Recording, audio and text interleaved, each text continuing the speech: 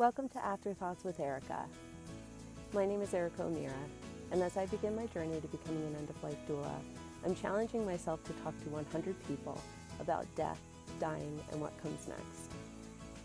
Join me as we explore these stories and work together to make the topic of death less uncomfortable, one conversation at a time.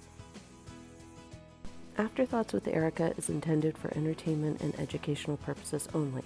The opinions expressed are solely of the speakers and do not represent legal, medical, or financial advice. This series does not supersede any written last will and testament, legal documents, or directives.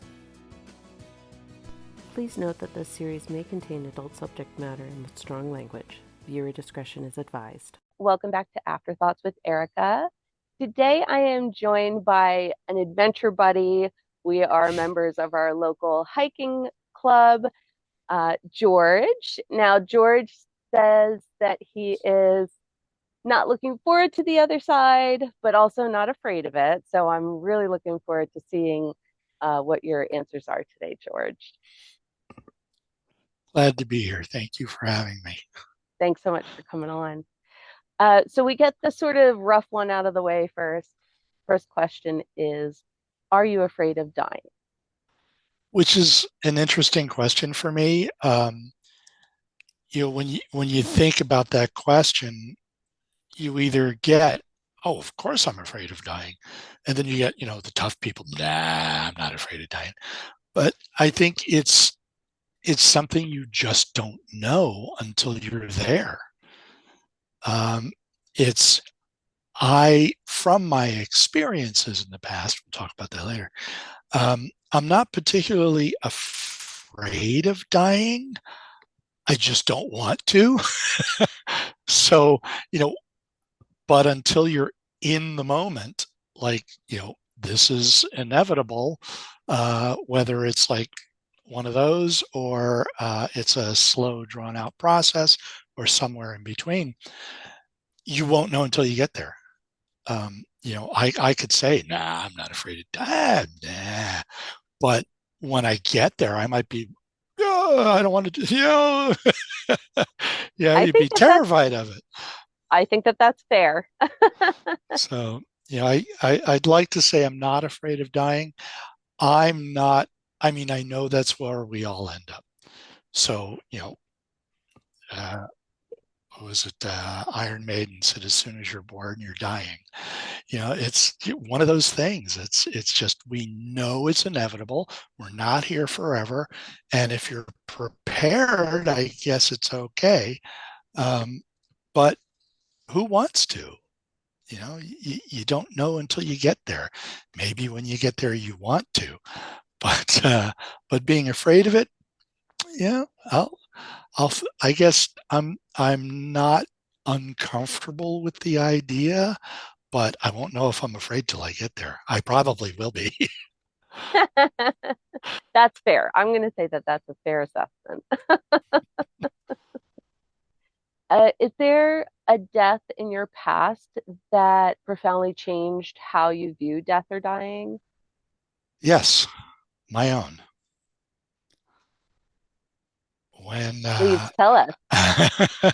oh, you want me to elaborate? um, I have been asthmatic since I was 5 years old, so well over 50 something years. Um, and when I was younger, the medications for asthma were just not very good. Didn't know enough about it. The chemistry wasn't there yet. Now they're pretty good with that stuff, but we didn't even have the same type of rescue inhaler that we have now, that albuterol, which has been literally a lifesaver. We had other stuff. And when I was 16, I was hospitalized because I had a lung infection that triggered a bunch of asthma attacks that could not be reversed. And so I wound up in the emergency room, later in the ICU. I was on a ventilator, being dosed with as much they could give me without overdosing on me. Um, and I got better. And then 2 years later, when I was 18, literally on my 18th birthday, the same thing happened. I had been struggling with a lung infection for a couple of days. Yeah, it's just a bronchial infection. Everybody else would think, yeah, I'll get over it. A little bit of antibiotics, we're good. You get that horrible cough for a little bit and you sound like a seal. But for an asthmatic, it's a different story. And to have asthma as severe as I did, it was rough. And literally on my 18th birthday, was rushed to the hospital, in the emergency room, pushed up to ICU, and they intubated. It went up my nose and into my lungs. Uh, were giving me, injections of whatever they could to help. I was on an IV and just struggling and struggling and struggling to breathe. And after it was well over 8 hours of that, I got to the point where I just had no strength left. I mean, there was nothing left. I couldn't fight anymore. And in the bed, hooked up to all the monitors and whatever, I just kind of rolled over to the side and watched my monitor flatline, closed my eyes, and that was it. And the next morning I woke up. Wow. Just as surprised as you are now. And it was everything in between, nothing. It was, I closed my eyes. The next moment I opened them, and it was the next morning, and nurses were running around, and oh my God, he's awake. And, I'm still intubated. They were still, had me on a respirator. But at some point right after I flatlined, they revived me. And, some people would tell you I went well past the 2 minutes without oxygen because I'm a little loopy. But I don't know that for sure. I never got a determination on that. But I like to think I'm okay. But yeah, so my own death was very eye-opening. Not too many people have that experience where they come back. And at that point, the doctors were telling me that, well, we saved you this time. We don't know if we'll be able to save you the next time. And in conversations, by that time I was 18, had very serious conversations with my doctor, whom I've been with at that point for a long time. And we were, very open and honest with each other. And he said, yeah, if you make it past 20, it'll be a small miracle. And when I reached my 20th birthday, he said, okay, if you make it to 25, it'll be a miracle, not as big as the one we just passed, but, be prepared. And so instead of just making sure my life was in order, I lived my life. I went out and I just I've only got a few years to live. I'm going to have fun with it. And so I did all kinds of silly, fun stuff, not necessarily stupid stuff. I wasn't trying to kill myself, but I wasn't preparing to have a life beyond that. And then the drugs started getting better. And the treatment started getting better, and my life expectancy started getting better. And here I am. So I was totally unprepared to be this old. Well, thank goodness for medical miracles and Yeah, I think medical so. technology. I think so. I am in a position now that back then I never could have dreamed of. Yeah. So, and having had that experience, it really made a difference in my attitude on how I live my life in general. Sure. People always say, you're always smiling. You're always so happy. You're always making jokes. I'm like, yeah, you're damn right. Because things could be a whole lot worse right now. Absolutely. I might not be here for you to say that to me. And, Yeah, whether or not they appreciate that, I certainly do. So it did that's change a amazing. lot about my life. I'm really interested now in the next question then, since I know that story. Do you believe in the afterlife? Well, there again, that experience did change me. Up until that point, I was raised Roman Catholic, Irish family, uh, good little boy going to church. And though by that time, I hadn't been going, um, I, not to make anybody mad or anything, but I had started to see little discrepancies here and there in the scriptures, and a lot of contradictions here and there, and what we're supposed to believe versus what was written, and so on and so forth. But that's a whole other conversation. Um, and I was like, well, you know, I know I'm being a good person, regardless of whether or not I was brought up a Christian. That made no difference in the type of person I wanted to be. Um, I understood good from bad and was always just didn't want to do bad, didn't want to be a bad person, wanted to love everybody, treat everybody well. But when I got there, to me, like I said, I closed my eyes and there was nothing until I opened them again. So it was just, there was no void, but in the same respect, there was no bright light. There was no come with me. Oh, no, you have to go back. The stuff you see in all the movies. And, you know, um, there was just nothing happened. I died, I was revived, and I woke up, and there was nothing in between. So, do I believe in the afterlife? I would love to.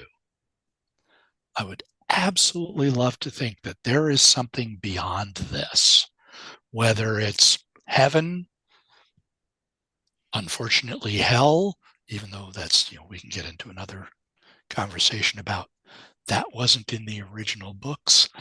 That was a much later idea. But just the simple fact that you want things to go on. You don't want this to just be it. So I want to believe, even if it's just the electrical impulses in your brain go out there and just keep going, and whatever that means. But my experience, however brief, was that there is nothing after this.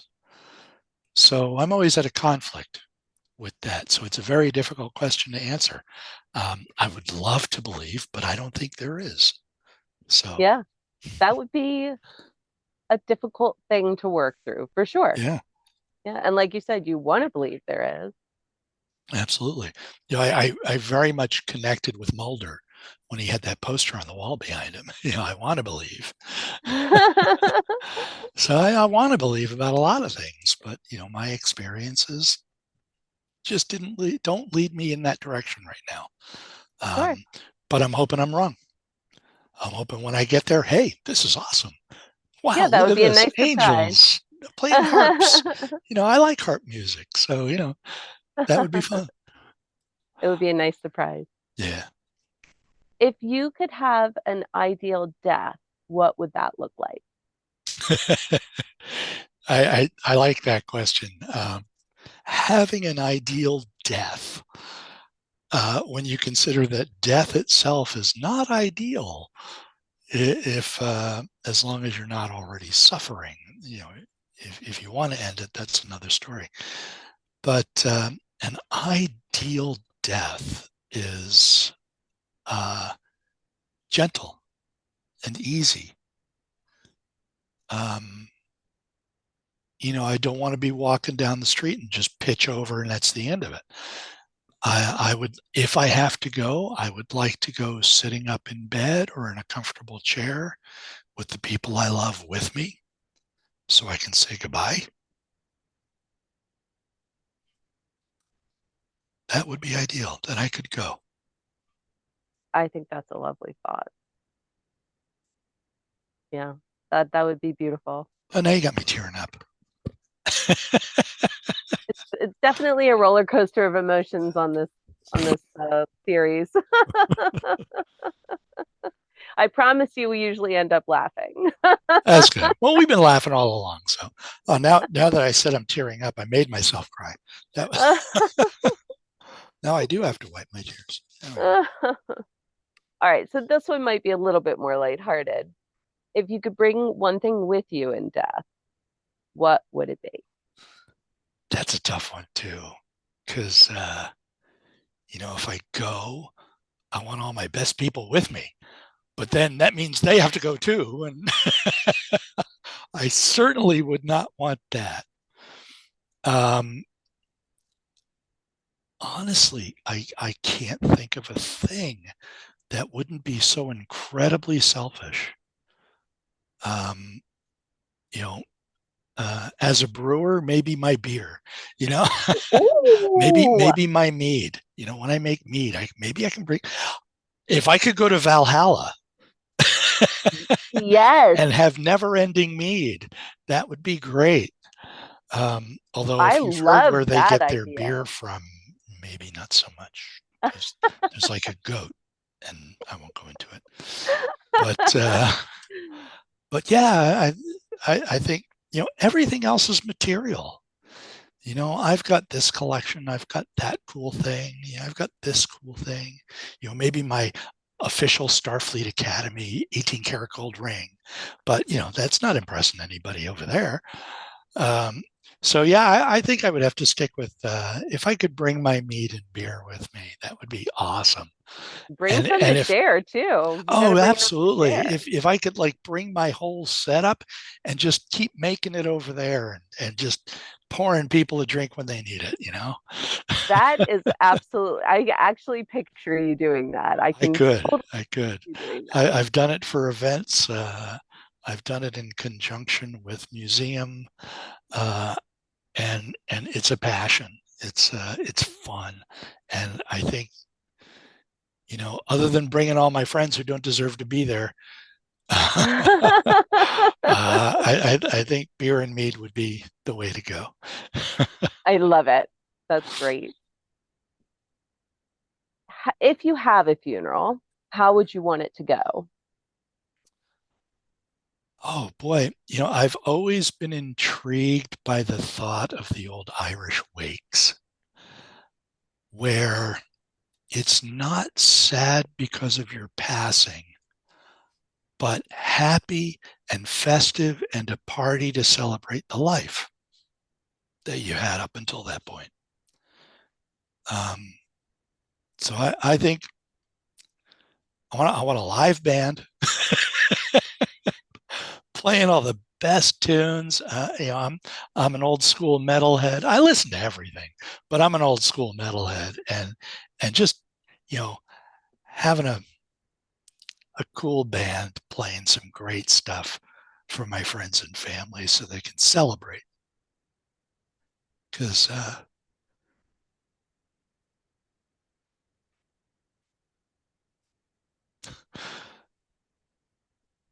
like I said, I wasn't even supposed to be here. Wasn't supposed to live this long, and the fact that I did should be celebrated. For those who think they should celebrate my life anyway. There may What be a a few people. celebration. There may be a few people who are like, nah, I don't want to celebrate that. But I can't count too many of those. But yeah, I think an old school Irish party would be awesome. And we'll do like rest in Oh yeah, peace. absolutely. Horns up, baby. Yeah, rest in peace, George. I'll be right at the front. Uh, I, one beautiful thing I think would be very cool. My very best friend passed away a few years ago, and he had, unbeknownst to me, a bunch of his other coworkers were all bikers, and at the ceremony, it was all outdoors, and they roared up on their bikes. That was Oh, the coolest thing. That was so cool. So yeah, I think that would be fun too. Maybe an outdoor funeral with Roaring up a hill. party and a metal band and some Harleys or whatever you ride is fine by me. Just come as you are. That's awesome. Oh, and So, beer and mead. and be obviously in life, during life celebration, after Absolutely. life, always beer and mead. The never ending beer and mead. Eternal beer and mead. Yeah, I'm still That sounds crying. like heaven. Yeah, see, that's what I would want heaven to be if I'm going. Absolutely. If it's there and I'm going, that's what I think it would be. And short of that, Valhalla's fine. But I think you have to die a warrior's death to get there. So I'm not sure how I'd swing that. Something like Yeah, that. I'll Yeah. have to pick a cause. I have Viking Go. ancestors. I'll see if I can Oh, put in there the you go. word. There you go. I have a little Scandinavian in me also. And of course, if you're Irish, you know, who knows? Absolutely. So, for your celebration of life for your Irish wake, what would be some songs that would go on your playlist for that day?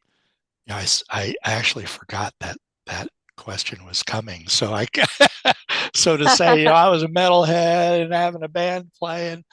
Wow, I think, like I said, I'm into the old school metal, but there's some good stuff going on now in music that's just fantastic. But I think there are some, I can't even name one in particular because I'm one of those people that I can't pick a favorite song. I Sure. can't pick a favorite album. I can't pick a favorite band because it's all of it's so good. Um, but I think I would enjoy a selection of Judas Priest, Iron Maiden, Alice Cooper, the old '70s classic stuff, and into the '80s. Maybe a little Um, Ozzy. Maybe a little Ozzy, a little Dio. One of my favorite bands from the time was Armored Saint, and I just got to see them tour again a couple of months ago. That was just incredible. Um, is funny story. I'll try to tell it real quick.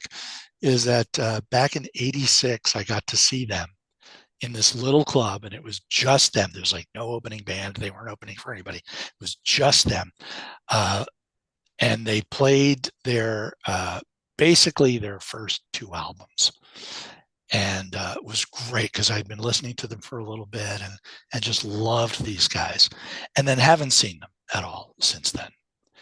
And then just a couple of months ago, Queensryche is on tour, and they had Armored Saint opening for them, and they called it their Origins tour, where both bands played their first two albums.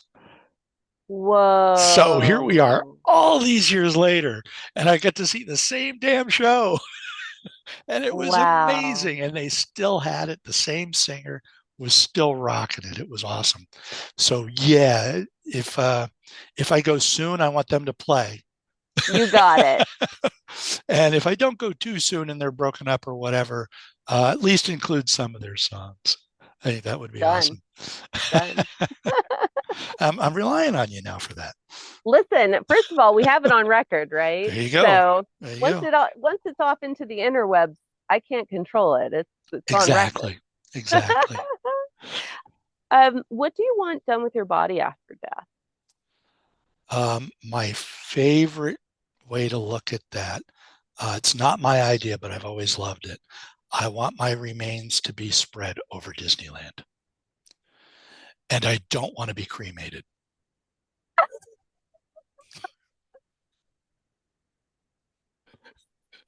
That's my favorite joke. I love that death joke. Very dark, sir. It Very is dark. very dark. That's probably the darkest Hilarious, this series has gone so far, but but dark.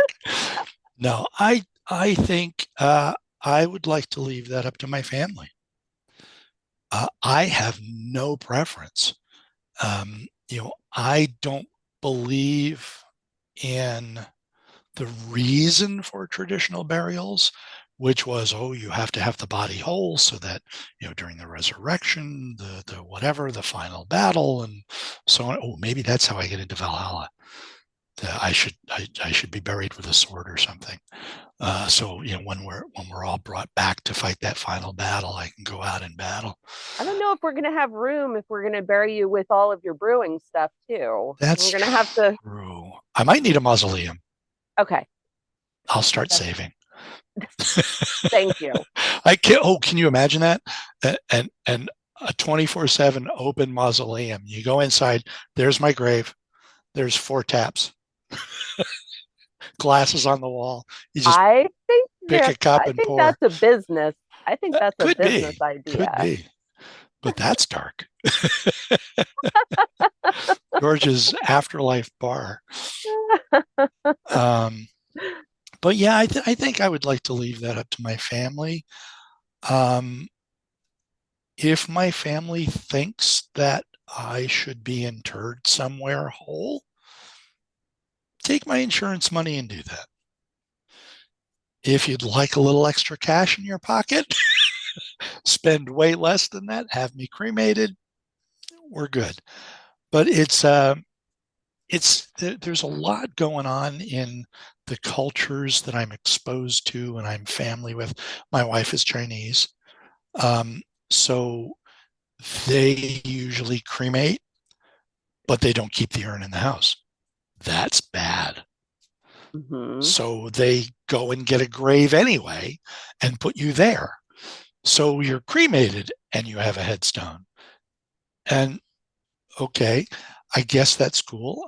When my best friend passed a few years ago, he was cremated and interred in a cemetery with a headstone. And like, I guess they don't need as much room and it's less expensive that way. And I never asked if that's how he wanted to be prepared and didn't ask the family why they did that. It's none of my business. That was entirely up to him and them. But I don't see having a grave with a headstone for nobody to come visit. I mean, my kids will visit a couple of times and then move on with their lives and their families and never be back, or be back once every 20 years or something. And, in a couple of those times, and they're gone too. And my grandkids aren't going to come. So, I think that's kind of a why do it? Uh, I understand the old reasoning behind it, but I don't see it for myself. But if that's what my family wants, that's totally fine by me. If they want me in a casket buried with a headstone, if they want me in an urn buried with a headstone, if they want me in an urn on the mantle, if they just want to spread my ashes someplace, I don't have a preference, Yeah. honestly. And that's nice. It takes sort of the burden of like doing exactly what you wish, Yeah, exactly. off of them. And I won't be here. Yeah. So Yeah. So do it makes what are you them gonna feel say? better. Exactly. I don't want it for me to feel better. I'm not going to be here. I want them to do what feels best for them. Yeah. If this is how they want to remember me, then do that. Um, Well, that just shows that you're a very compassionate person and you're thinking about others, and that's lovely. I guess So I'll go along with that. the next question has become a really fun one. If you could haunt someone during death, who would it be? And I always preface this with you can be a nice haunter or a naughty haunter. It's totally up to you. Oh boy, that choice. I would have to flip a coin. I will be apolitical and not go there. Um, but if I was going to haunt someone, I could never live the afterlife other than how I lived my life. And I've never lived my life wanting to haunt anybody. So if I was going to haunt somebody, I would, like you said, I would be a good haunter. You wouldn't make a horror movie out of me. That's for sure. But I would like to, you know, if that's possible, I would just like to come back and watch over my family. Sure. I think that would be the extent of my haunting, and probably play practical jokes on them I don't just to see keep that at things all with interesting. you, George. I don't No, know you to be like that at no, all. I mean it's a total shift from my personality. You're Uh, typically such a straight shooter. oh yeah, yeah, I'm very serious, man. Very serious.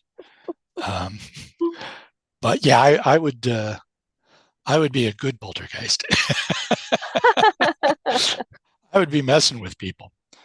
And There, they would be laughing. They I would. would They hope would think so. it's They would like, yeah, hysterical. that's got to be George. Yeah, They would that's just shake great. their heads like, yeah, that had to be him. No other So explanation for that. to wrap this all up in a tidy bow, what would you want people to remember you for after you die?